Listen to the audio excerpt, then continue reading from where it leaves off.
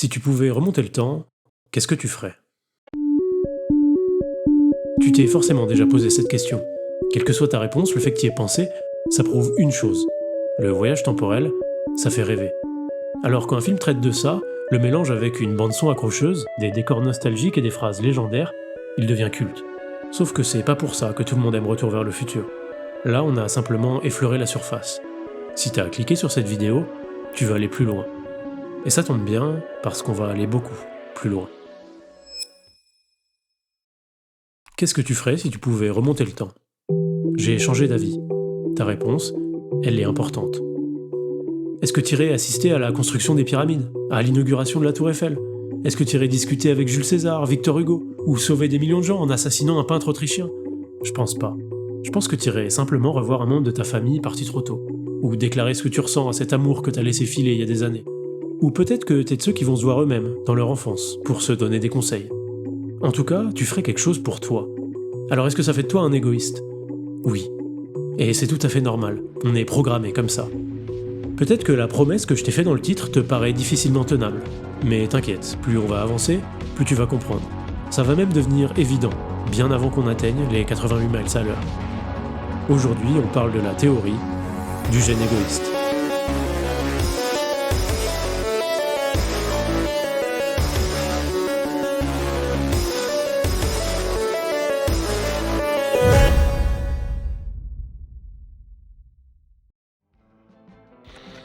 Retour vers le futur, c'est simple. Le duo d'acteurs fonctionne très bien. C'est l'archétype du savant fou et de son acolyte maladroit et attachant. L'humour est piquant sans être lourd, les dialogues sont légers sans être plats, la bande-son est accrocheuse et les couleurs sont attrayantes. Les décors nous plongent dans les années 50 et la nostalgie du réalisateur est contagieuse. Le tout sur un fond de voyage temporel et de paradoxe du grand-père, juste assez simple pour pas nous assommer de concepts scientifiques, et assez complexe pour nous faire un peu réfléchir. Bref, l'ambiance est agréable, l'histoire coule toute seule, tout paraît évident, plaisant. Et ça, c'est le signe de quelque chose de bien exécuté. Parce que créer quelque chose de simple, ça l'est pas du tout. C'est peut-être même ce qui demande le plus de travail. Une création n'a souvent de simple que l'apparence. En réalité, tout, dans Retour vers le futur, a été fait avec soin et une attention particulière aux détails. La meilleure manière de s'en rendre compte, c'est de couper le son du film et de le mettre en noir et blanc. Ça paraît un peu radical, mais c'est une technique connue dans le milieu du cinéma. Ça permet d'éliminer les distractions et de se concentrer sur le cadrage, le mouvement et les cuts de montage. Si le film est bien réalisé, on a juste besoin de ces éléments pour capter la dynamique de chaque scène. Quand un personnage est hésitant, il a tendance à vouloir quitter le plan ou être forcé de le suivre, et le personnage qui veut le convaincre est soit en train de le poursuivre, soit en train de le remettre dans le cadre. Dans les conversations, chaque point de changement est accompagné d'un mouvement visuel. Si deux personnages sont côte à côte et qu'il y en a un qui a une idée, il se retourne précipitamment. Il entraîne l'autre personnage avec lui qui essaye de le suivre, tant physiquement qu'intellectuellement. Regardez cette scène où Marty et Doc discutent de la manière de renvoyer Marty à son époque.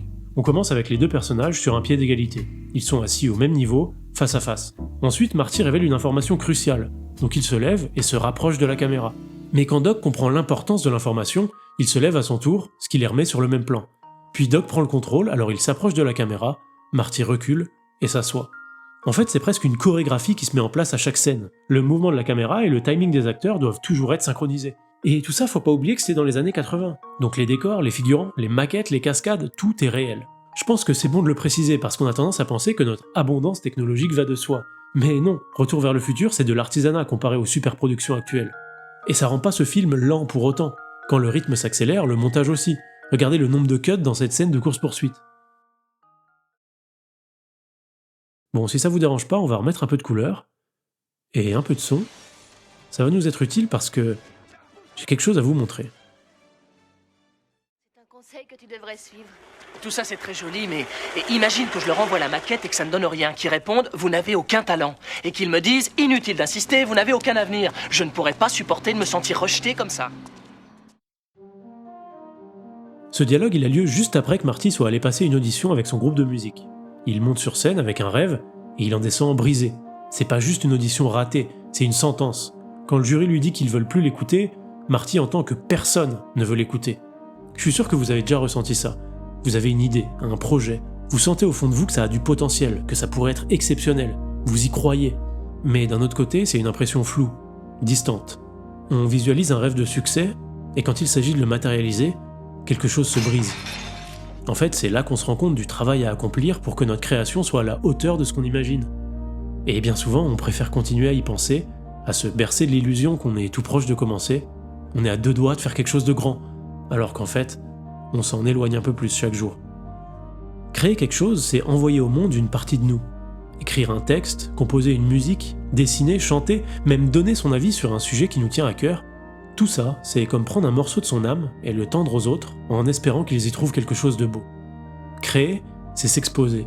S'exposer à des critiques qui portent sur l'objet de notre création, mais qu'on peut pas dissocier de nous-mêmes. Marty veut pas seulement jouer de la musique, il veut être musicien.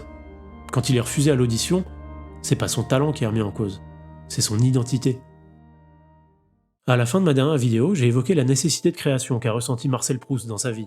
J'ai reçu des commentaires qui me disaient que c'était pas une vérité universelle. C'est vrai que c'est ce que je sous-entendais. Alors je me suis demandé, est-ce qu'il faut vraiment laisser une trace ?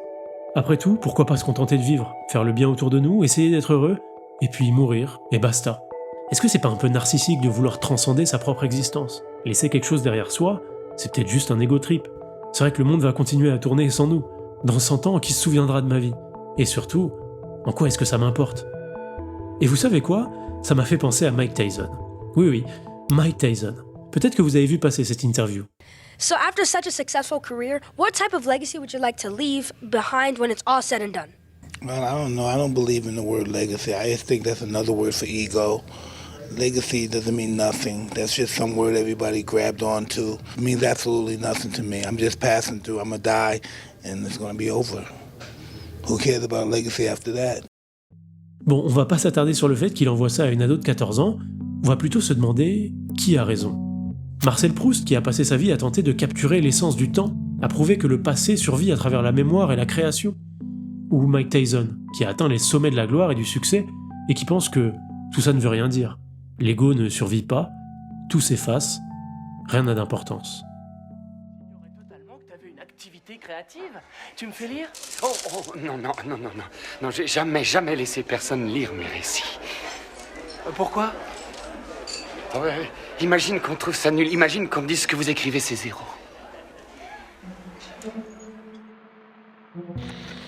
George McFly, c'est un gars avec une imagination débordante et des histoires plein la tête. Mais personne ne les lira jamais. Parce qu'il a peur. Peur du rejet, du jugement, peur d'être au centre de l'attention.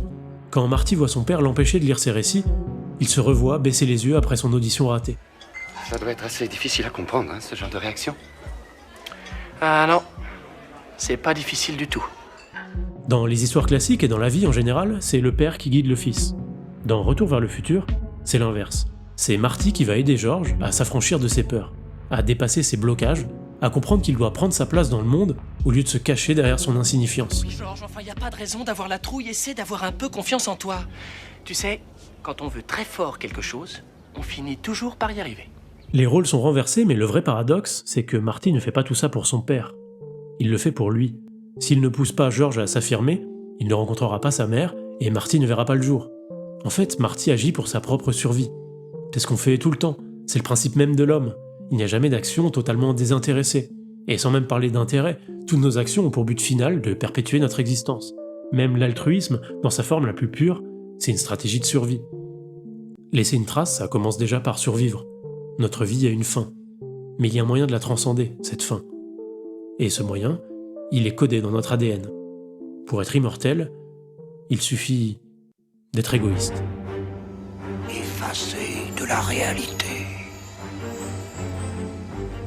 L'homme descend du singe. Cette phrase, elle nous paraît évidente, on l'apprend à l'école. Mais en 1859, quand Darwin sort L'origine des espèces et introduit des concepts comme la sélection naturelle, c'est une vraie révolution.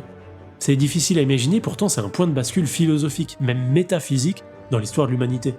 En fait, à ce moment-là, même si les religions commençaient à être contestées, on considérait que l'homme était une espèce à part. On entretenait une sorte de mysticisme autour de la création, où l'homme tenait une place centrale. La théorie de l'évolution, ça bouscule tout ça.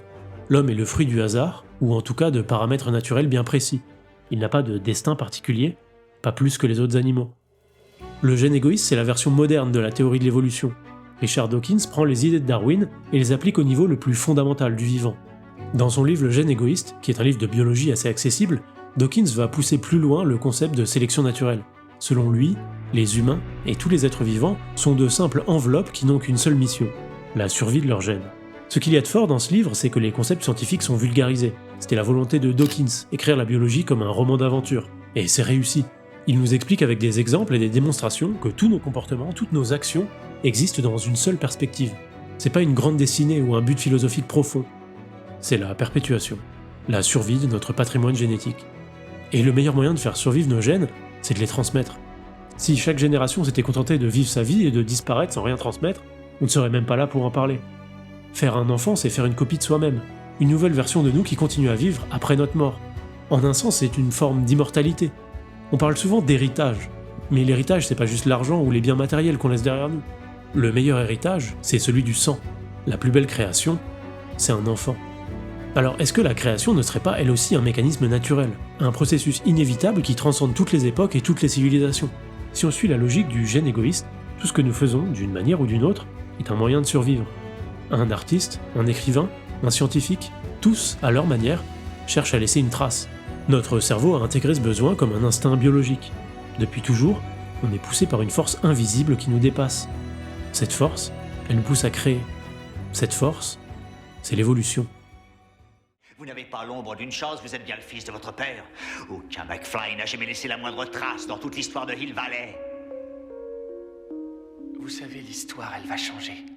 Marty McFly, sans même s'en rendre compte, c'est un catalyseur évolutif. Il se contente pas de voyager dans le temps, il va forcer le processus d'évolution. Et cette évolution, c'est celle de son père. George, c'est un écrivain frustré, enfermé dans son propre monde. Marty, par sa simple présence, change le cours de son histoire. Il lui apprend que le rejet n'est pas une fin, c'est un moteur. Dans la nature, les espèces évoluent en faisant des essais et des erreurs. Les mutations ne sont pas prévues, elles arrivent par hasard. La plupart sont inutiles, et parfois, une mutation permet à un individu de mieux survivre. Alors elle se transmet, elle change la lignée, elle devient une nouvelle norme. C'est ce qui se passe avec George. Il passe d'un homme effacé et craintif à un homme qui assume enfin ses talents. Il comprend que l'échec fait partie du processus. Alors quand Marty revient en 1985, tout a changé. Il réintègre une version améliorée de sa propre lignée où la peur et l'échec ne sont plus des freins. Et ça, c'est une mutation qui change tout. La scène finale, c'est George qui reçoit la version de son tout premier livre. C'est le symbole ultime de son évolution. Il a osé, il a écrit, il a créé. Et à ce moment-là, il prononce une phrase. Une phrase que son fils lui avait dit 30 ans plus tôt. Comme je ne cesse de le dire, quand on veut très fort quelque chose, on finit toujours par y arriver. La prochaine fois que vous vous baladez en forêt, demandez-vous pourquoi vous avez envie de rajouter votre petit caillou sur le cairn qui balise le sentier. Demandez-vous pourquoi tant de gens ont gravé leur nom dans l'écorce des arbres. Et surtout, demandez-vous qu'est-ce que j'ai envie de créer. C'était Cato Minor, et n'oubliez pas, tout ne fait que commencer.